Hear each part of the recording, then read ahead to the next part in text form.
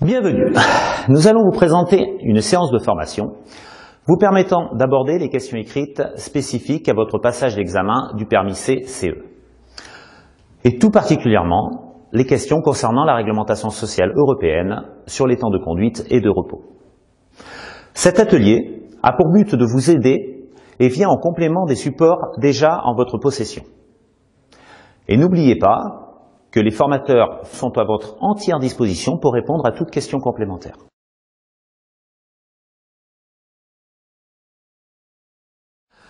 La réglementation sociale européenne a pour but d'améliorer et d'harmoniser les conditions de travail dans toute l'Union européenne.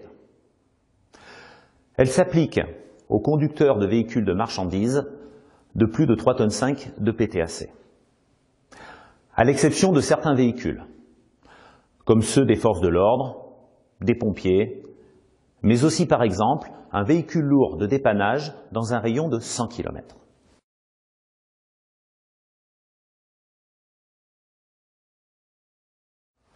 La réglementation sociale européenne s'applique aux salariés et non salariés du transport de marchandises. Par exemple, un patron d'une entreprise de transport qui conduit un camion doit respecter la réglementation sociale européenne, même s'il est propriétaire des véhicules. À noter que l'on ne doit jamais rémunérer un salarié en fonction de la charge transportée ou de la distance parcourue. Cela pourrait entraîner beaucoup d'abus.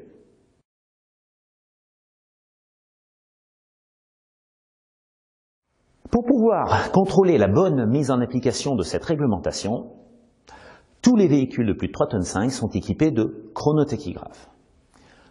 Aujourd'hui, il existe deux types d'appareils en circulation.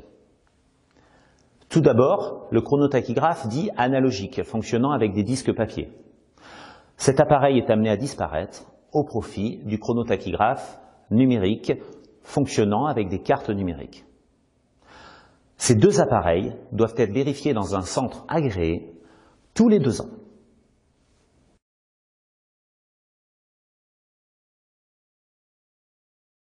Intéressons-nous tout d'abord au chrono numérique. Cet appareil est capable d'enregistrer 365 jours d'activité du véhicule. Il est aussi capable d'imprimer des tickets d'activité. Ainsi, un salarié pourra recevoir le relevé intégral de ses heures. S'il tombe en panne, vous disposez d'un délai maximum de 7 jours pour faire réparer l'appareil.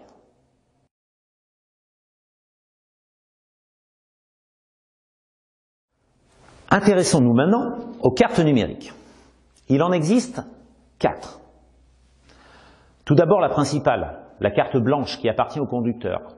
C'est la seule et l'unique qui permet de conduire le véhicule. Lors d'une impression à partir d'un chronotachygraphe numérique, les noms et prénoms du conducteur s'inscrivent automatiquement sur le ticket, seulement si la carte conducteur se trouve dans l'appareil, ou si elle est retirée juste au moment de l'impression. Il existe aussi la carte jaune qui appartient à l'entreprise et qui permet de faire des paramétrages et de relever sur l'appareil. Ensuite, la carte de couleur rouge. Elle appartient aux ateliers agréés qui vérifient les chronotachygraphes tous les 2 ans. Et enfin, la carte bleue qui appartient aux forces de l'ordre et leur permet de faire les contrôles sur la route.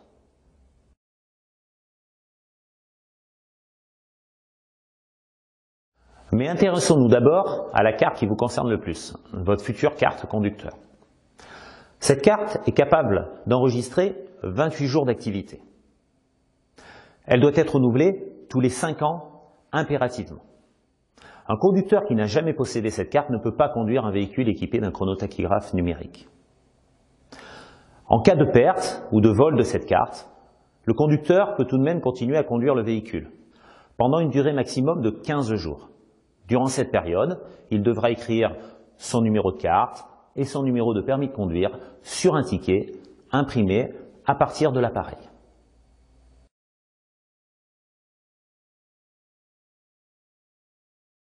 Si dans la même journée, vous conduisez un véhicule avec un chronotachygraphe à disque après avoir conduit un véhicule avec un chronotachygraphe numérique, devez-vous utiliser un disque vierge?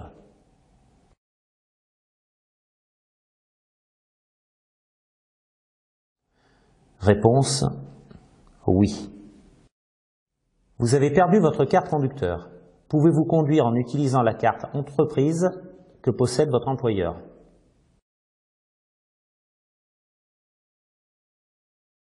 Réponse non.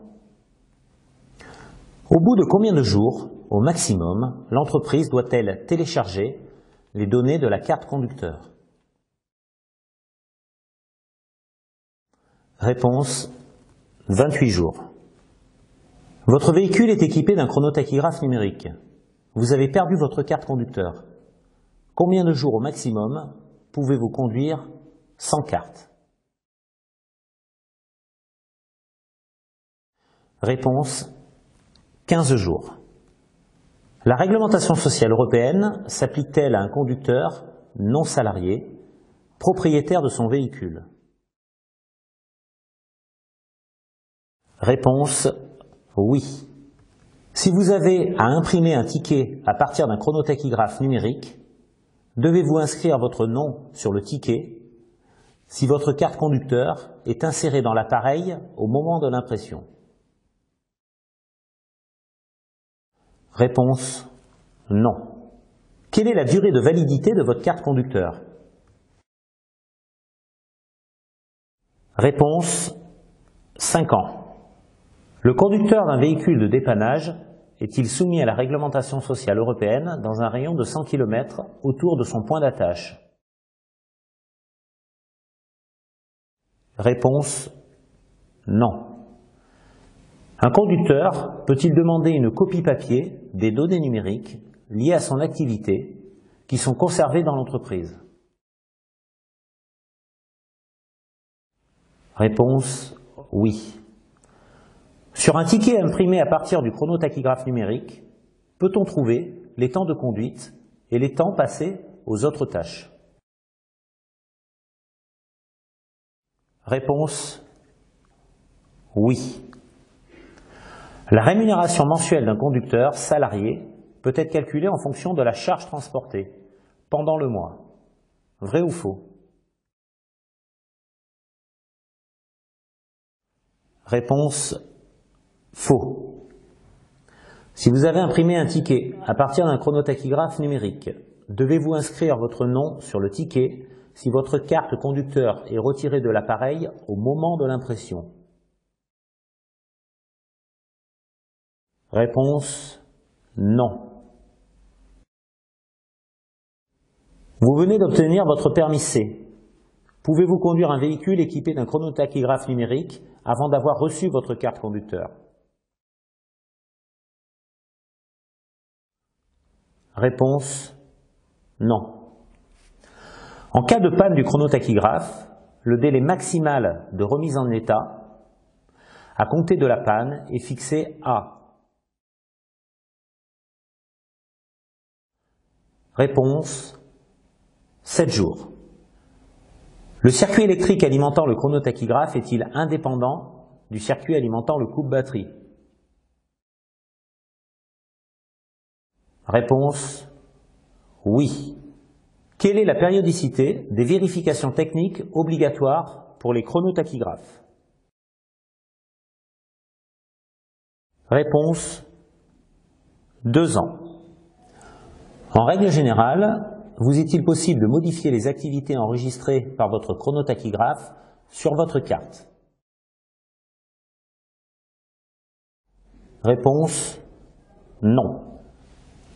Le conducteur d'un camion de plus de 7,5 tonnes effectuant une collecte de fruits est-il soumis à la réglementation sociale européenne? Réponse oui.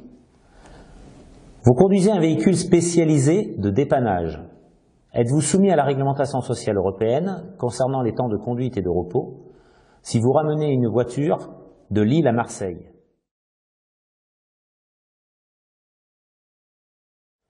Réponse oui.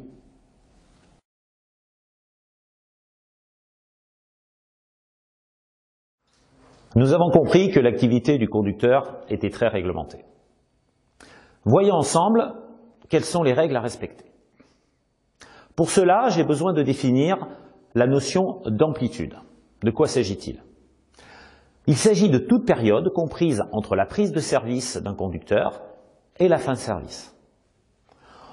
On y trouve toutes les activités de conduite, bien sûr, mais aussi les autres tâches et les pauses. Il faut savoir qu'un conducteur dans l'Union européenne ne peut pas cumuler plus de 6 jours d'activité, ou plus exactement 6 périodes d'activité de conduite.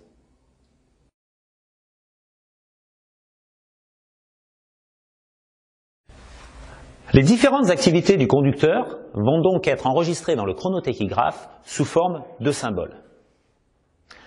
Tout d'abord, l'activité de conduite, représentée par ce symbole. C'est une activité qui est enregistrée automatiquement dès que le véhicule roule.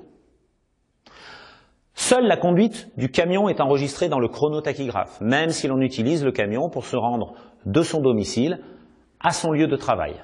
Par contre, on ne peut pas enregistrer de la conduite effectuée sur une voiture. L'activité autre tâche ou marteau, représentée par ce symbole, représente toutes les activités autres que la conduite. Par exemple, charger, décharger, faire le plein. Mais aussi toutes les périodes d'attente dont on ne connaît pas à l'avance la durée. Ce sont des périodes qui ne sont pas considérées comme des pauses. Vous devez savoir que dans ces cas-là, le conducteur doit lui-même manipuler le sélecteur. L'activité mise à disposition maintenant, représentée par ce symbole. Cette activité représente tous les moments où le conducteur reste à la disposition de l'entreprise, à condition qu'il en connaisse à l'avance la durée. Ce sont en quelque sorte des astreintes. On utilisera ce symbole dans le cas d'un conducteur qui accompagne un autre conducteur en double équipage. Dans ce cas, et dans ce cas uniquement, on considérera que ce symbole est une interruption de conduite. La position lit maintenant, représentée par ce symbole, représente toutes les périodes où le conducteur peut disposer librement de son temps. Par exemple, les repas, les pauses et toutes les périodes de repos. Elles peuvent se prendre à l'intérieur du véhicule, à condition que le véhicule ne circule pas et soit correctement stationné. Attention, de 15 minutes à moins de 3 heures, on parlera de pause, et de 3 heures à plus, on parlera de repos.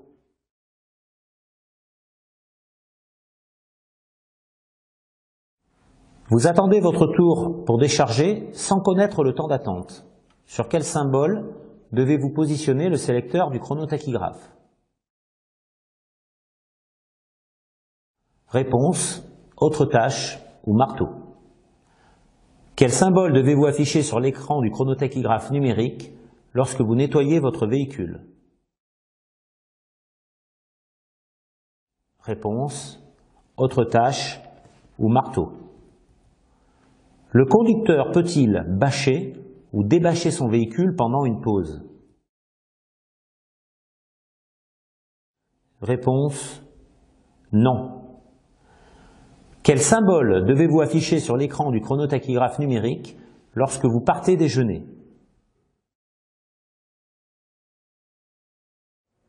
Réponse, pause ou lit. Pendant une pause, êtes-vous autorisé à ranger le chargement de votre véhicule?